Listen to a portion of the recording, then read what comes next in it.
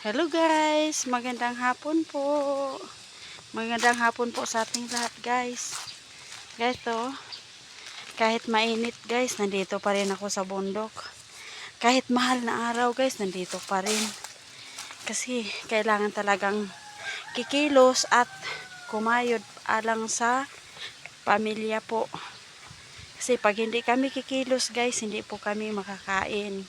Kaya kailangan po talaga. Kaya araw-araw, nandito po kami sa bundok guys. Ayan oh, may bit-bit akong payong. Ito, payong. Tapos sako, yan.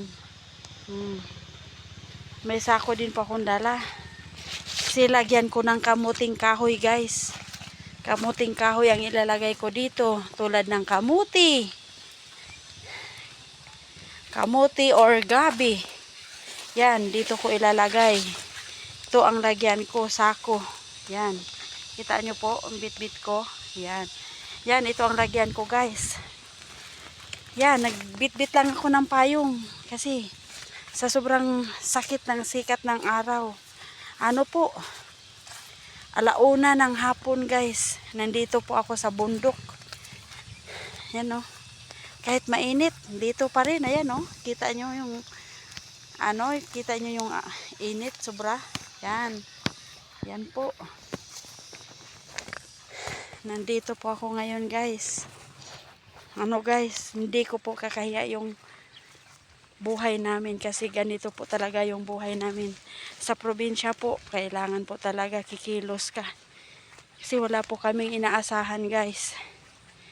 Yan, kahit umuulan, umaaraw, nandito pa rin. Yan.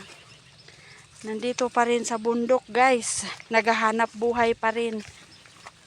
Para makakain guys. Yan. Tapos pawis na rin. Pawis at pagod. Guys. Nagsama-sama. Dahil sakit ng sikat ng araw guys. Yan o. Papayong. Habang naglalakad, pupunta po sa bundok. Nagdala ng payong. So, sobrang sakit guys ng init. Yan. Kapagod. Pahinga muna guys. Hihinga muna. Kasi nakakahingal eh. Humihingal na po ako eh. Nakakahingal po pag umaakyat sa bundok. Kaya pahinga muna. Kumusta po kayo dyan guys? Ako nandito pa rin sa bundok kahit mahal na araw. Nandito pa rin. Alaala sa pamilya. Kailangan po talaga kikilos at kakayod po. Hala. Kumusta kayo? Thank you for watching for today's video guys.